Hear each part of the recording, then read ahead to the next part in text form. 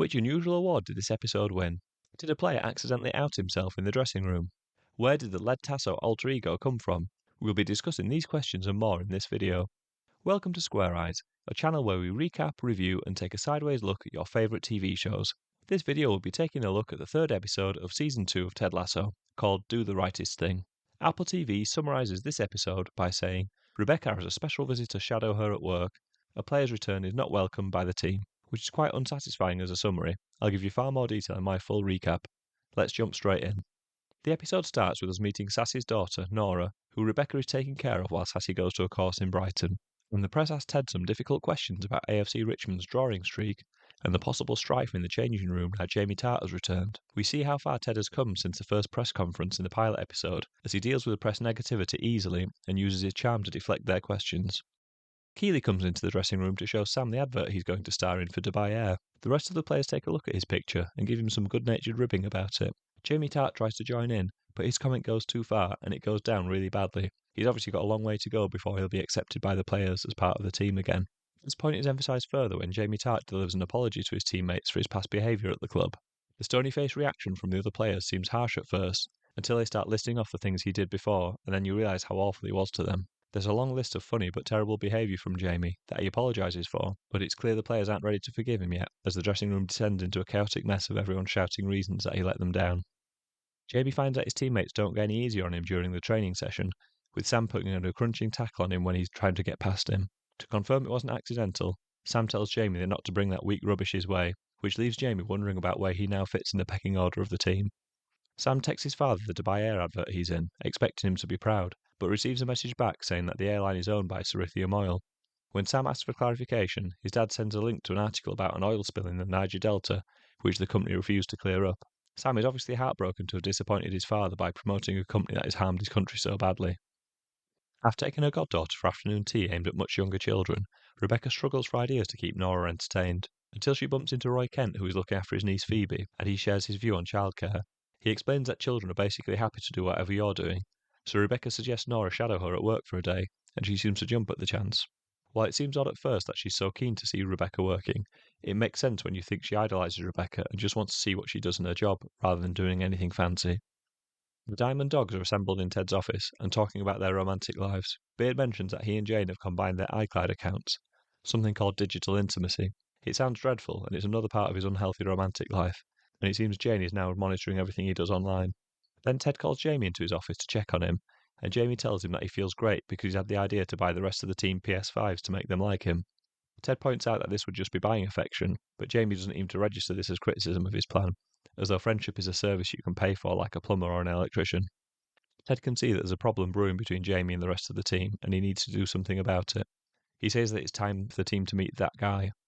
Coach Beard knows what this means, and he reacts in an alarmed fashion, which, given he's usually so calm, suggests that Ted is thinking of doing something pretty extreme. Nate asks who that guy is, and Beard tells him that he means Led Tasso, the last resort. Sam goes to visit Rebecca and asks to withdraw from the advertising campaign with Dubai Air. Rebecca agrees to take Sam out of the campaign and then plans to call the CEO of Cerithium Oil to explain, as he's an old friend of her ex-husband Rupert. Then we get to meet Ted's alter ego, Led Tasso. Led is the opposite of Ted. He storms onto the training ground, flips a table, throws things around, kicks balls at the players, and starts shouting at them. Led Tasso's temper finally reaches a crescendo when Isaac grumbles about being told to run 10 laps at the training pitch, and they are then told to run 10,000 laps. While there was obviously a point to Ted getting into this character to begin with, it seems obvious now that he's gone too deep into the character, and it's gone too far, but it seems like he can't stop himself once he's started.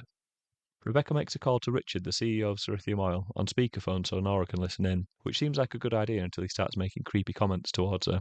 She shuts him down quickly and changes the subject to the purpose of the call, which is to get Sam out of the Dubai Air photo shoot. He agrees without any argument, but only on the condition that she gets rid of the player. The request shocks Rebecca, but Richard asks her to do it in an offhand way, like he's asking something minor, like to borrow a pen or pass the milk. We're not even given any explanation for the request, but it's obviously just because he had the audacity to not want to endorse the company that has done so much terrible damage to his country. Ted is still fully committed to his Led Tasso act on the training pitch, and Jamie Tartt has had enough and asks him to stop yelling at everyone. This leads to Ted cancelling training for the day, and he blames Jamie for it. As Ted is walking off the training pitch, Beard grabs him and claps loudly in front of his face, which snaps him out of the Led Tasso character, and Ted is back in the room. Ted tries to explain the idea behind the Led Tasso role to Dr. Sharon, but she's way ahead of them and already knows the psychology behind the trick, that Ted was trying to give the team a common enemy in Led Tasso, so they would stop picking on Jamie and bond together against the aggressive persona the coach had adopted. She's completely unimpressed with the routine. When she asks Beard and Ted if this routine ever works, they seem very short on examples of when it had given them decent results. Rebecca and Nora are trying to work out solutions to how to deal with Richard from Cerithium Oil's ultimatum about getting rid of Sam. Nora tells a story about when she got caught smoking, which helps Rebecca to make a decision, which basically boils down to doing the right thing, even if it hurts you, which is where the episode gets its title, Do the Rightest Thing. Jamie tries to talk to Keeley about his problems, but rather than listen to him or say he needs to talk to a therapist, she just takes him to Dr. Sharon's office and introduces him. It seems harsh at first, but Jamie, more than nearly anyone, needs therapy, so Keeley's doing both herself and Jamie a favour by taking him to get professional help. Jamie describes the therapeutic process as sitting there and blathering on about himself, which Dr. Sharon agrees with. I think that description would actually appeal to Jamie, though, as he's so narcissistic that he'd happily talk about himself endlessly. Nora and Rebecca work together to word an email to Richard Cole to explain they won't be getting rid of Sam. Nora dictates a foul-mouthed version of what they really want to say, and Rebecca puts the same message into a more business-friendly wording. Rebecca receives a one-word email from Richard Cole in reply that just says fine.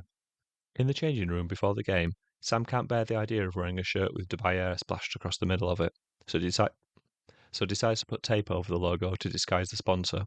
He then explains his reasons to his teammates, and the other two Nigerian players on the team join him in the protest by taping over their sponsor too.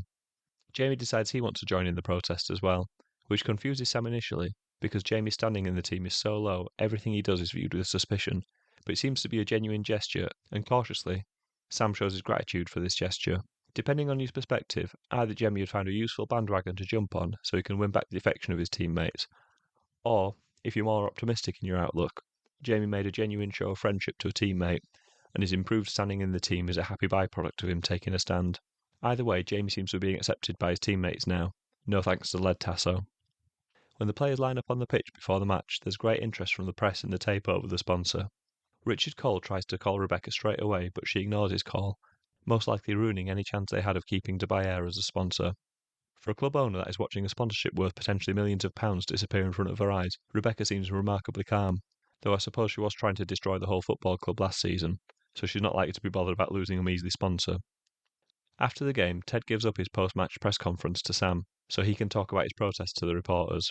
Trent Crimm tries to ask a question about the game, but Sam pivots into talking about Cerithium Oil and their destruction of the Nigerian environment. Trent Crimm takes the bait and asks a follow-up question, asking Sam if he's accusing the Nigerian government of corruption, which Sam confirms he is. Back in the dressing room, the team are celebrating breaking the drawing streak, even if that came because they lost to Coventry. Jamie toasts Sam, and afterwards congratulates him on his courage. It's probably the nicest we've ever seen Jamie Tart so far this series. Then the team pose for a photo with Nora, and the episode ends. This episode was easily my favourite one of Season 2 so far. It was funny, heartwarming, and life-affirming. All the things that Ted Lasso is good at were present in this episode. This would be a good episode to show a friend if you wanted to try and convince them to watch the show, as it's a fair representation of what they can expect. It was nice to see Sam get a bit more time on screen this episode.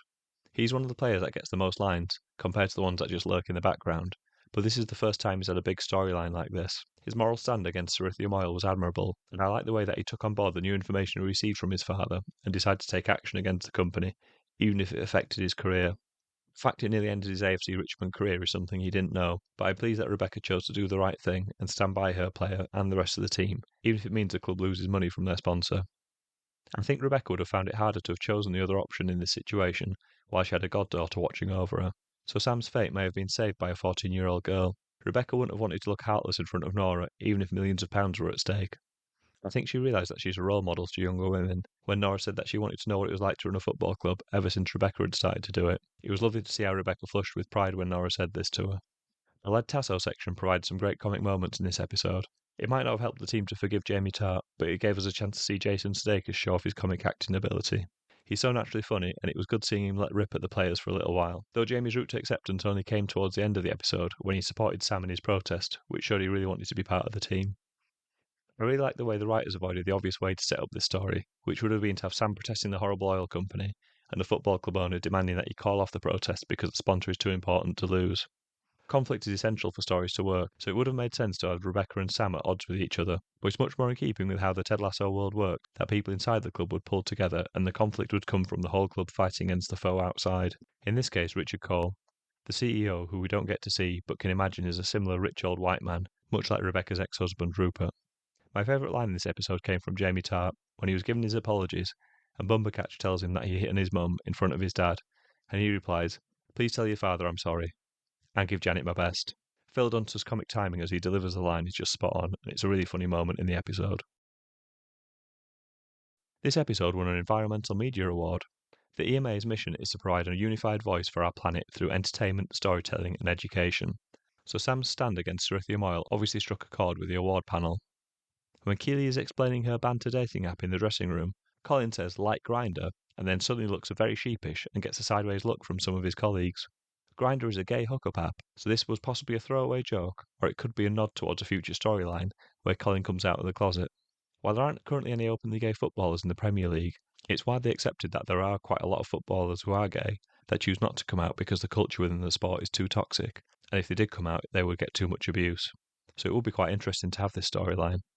Jason Sudeikis confirmed in an interview with The Wrap that the Led Tasso character came from the original version of Ted Lasso that featured in the NBC sketches back in 2013 and 14, where he played a clueless American coach that would aggressively shout instructions at Premier League footballers during their training sessions, even though he didn't know what he was doing.